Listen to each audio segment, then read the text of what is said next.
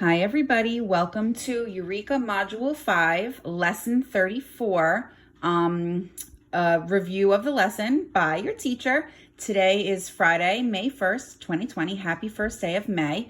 I hope you watched the video, the Dr. Dwayne video. He does a really good job of explaining exactly how you can subtract mixed numbers. I, of course, I'm having this additional video because I want to show you one more way.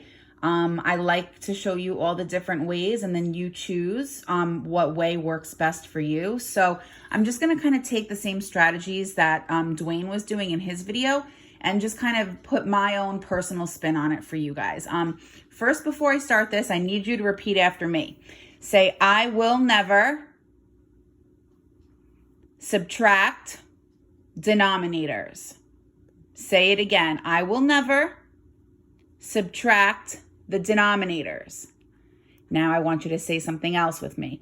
I will never add denominators. Say it one more time after me. I will never add the denominators. I still see after 33 lessons of fractions, students are still adding and subtracting denominators. Okay, we don't do that. We never do that. The amount of pieces that your whole is cut into will remain the same. If I were to add one, let's look at this example, 1/5 and 3/5, I'm not going to get 4/10. I'm going to get 4/5 because my pieces are all still cut into fives. Okay, so now let's look at this problem.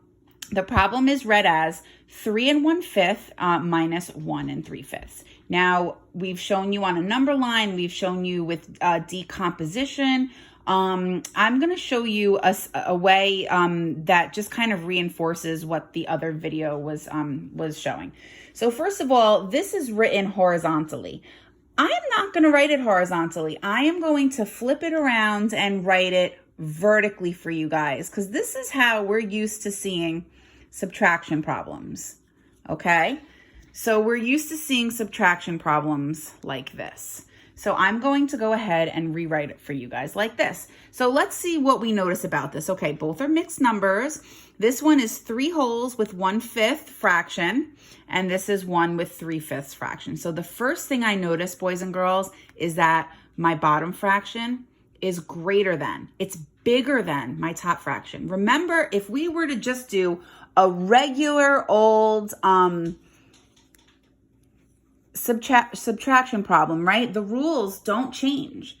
If my bigger number is on the top, I don't say, oh, yep, it's 2. Absolutely not. If I have $0 and Michael wants to borrow 2 from me, I can't give it to him because I have 0. So I need to go to my next place value. These rules for whole numbers, they don't change once you get to fractions. If I have 1/5 and I try to take 3/5 away from it, I can't the way it is right now. Okay, so I'm going to try to show you guys this using a model. So here are my holes. I have 1 hole, 2 holes, 3 holes, right? 1, 2, 3, and 1/5. Okay, and then here I have 1. I'm representing that 1 whole number, and I have 3/5 here. Okay, so here I basically have my fractions on one side and my whole numbers on another side. Just like when we line up a subtraction or addition problem with whole numbers, we never mix up the 1s and the 10s, right? We line them up based on their place value. Okay, same thing for fractions. So now let's look at it this way. I have 1/5. I'm trying to take away 3/5. Can I do it? I cannot. So watch what I'm going to do. I'm going to take one of my holes, right? This is I'm regrouping, boys and girls. I'm not changing the value of the fraction. It's still going to be worth 3 1/5. But what I'm doing is I'm bringing one of my holes and I'm regrouping it into a fraction form so that I'm able to come up with a fraction that's bigger on top so that I can subtract the 3/5 from it. So if I were to trade in one whole for fractions that have a denominator of 5, right? Because my denominator is 5, how many fifths would I need for one whole?